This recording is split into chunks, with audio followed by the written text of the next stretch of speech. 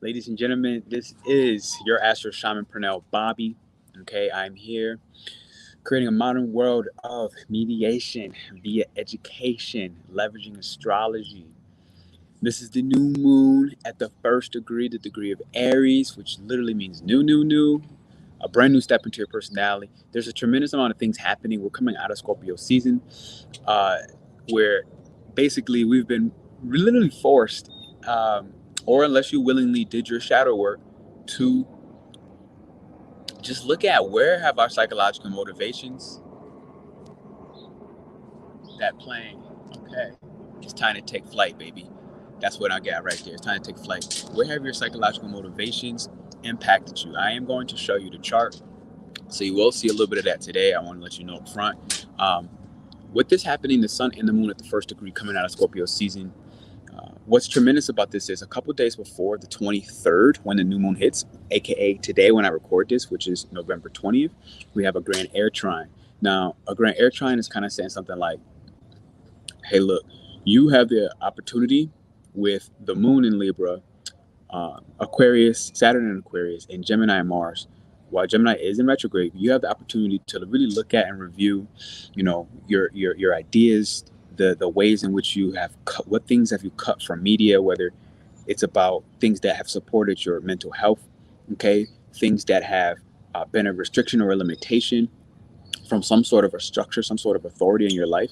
And that grand air trine is coming right prior, where we now have a fresh new idea, a fresh new look, a fresh new outlook on how can we start to push in a cardinal manner what we see behind the scenes, how we see these same structures that are holding us back. How can we, shift and navigate and move forward? And this is really tremendous because right before a new moon coming in Sag energy, you're going to have Mercury in Sag, Venus is going to be in Sag, the moon is in Sag, okay?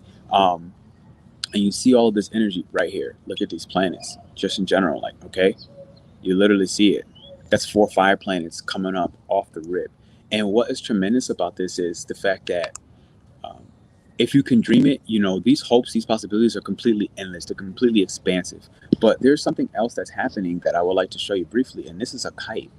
Now, it literally, as you see, it makes a kite. Now, if you want more, join my astrology membership. You see it. Today is actually Sunday. I'm going to meet up with them about an hour and a half after breakfast.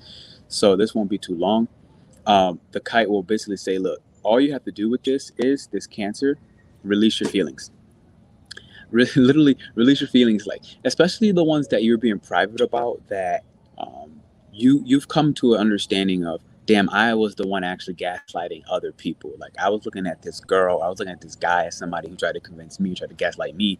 In reality, I was projecting that onto them and I was doing it. And so if you can just embrace that and release that and see it in a more hopeful and optimistic manner and realize, like, look, you probably got this from some sort of a learned behavior, some sort of a unconscious pattern, and it's okay.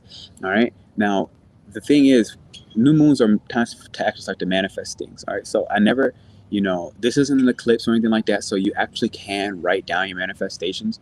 But when it comes to Sag energy, it's more of a perceptive type of energy. So it's like if you were to draw, if you were to read philosophy books, if you were to go to an art museum, okay, if you were to go somewhere where you see some religious texts in a temple, or if you have like, the Egyptian temples or the Mayan temples here, I'm in Mexico, things like that will actually spark your imagination with that Jupiter and Pisces energy so much more powerfully than I believe that we can, and you'll be able to manifest so much more powerfully than, trying to write down, what do I want around Sagittarian themes.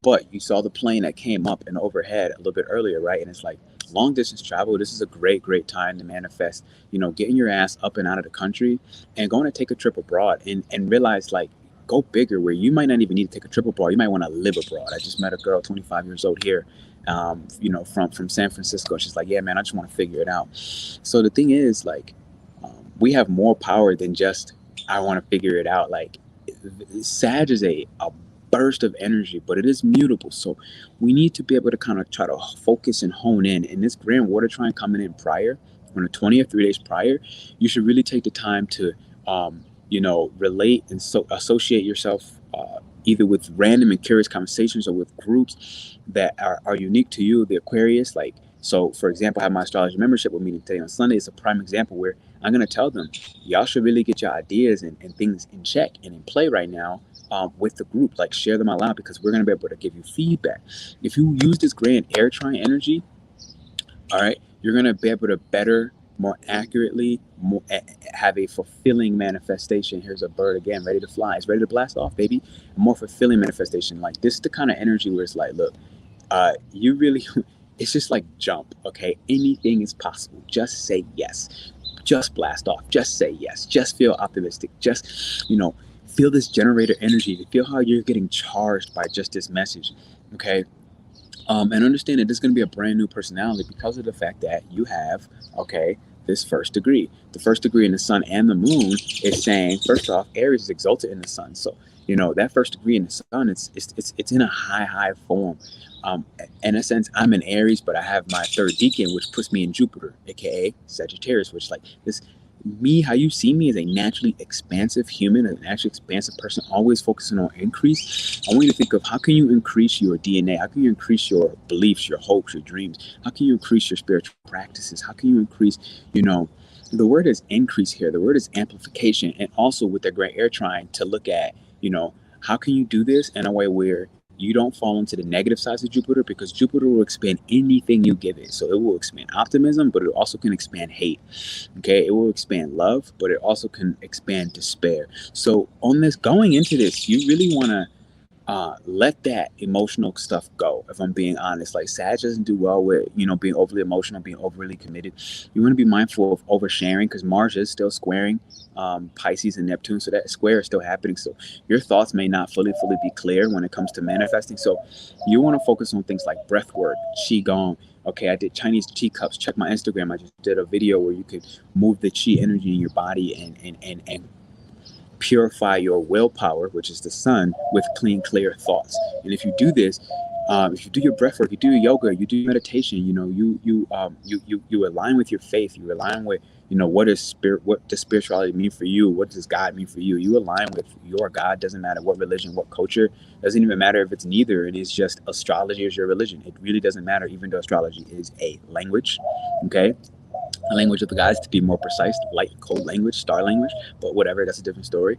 Align with the things that really are unique to you, and think of it as a futuristic and expansive person that is more something that you want to magnetize and attract, because that's what Scorpio season has shown and brought us. Scorpio is very magnetic, and it's like, look, you don't just go through all that pain and trauma of reliving things that you once tucked under the rug for no reason. You do it so you can understand, what do you want to repel, okay? What do you want to repel out of your life, and what do you want to magnetize to your life? So that's a really big question to help you with this new moon manifestation in Sagittarius. While Venus is in Sag, Mercury is in Sag, the moon is in Sag, okay, the sun is in Sag, you have such a beautiful time. The fact that Mercury is your career, your image, how you're going to climb the social ladder, is going to be on your mind, as you see right here, okay, as well as these belief systems. So you see this 9, and that's the travel. So you're going to value the travel. So you're going to think about also, what countries don't you want to go to? That will help. Okay, what do you want to repel?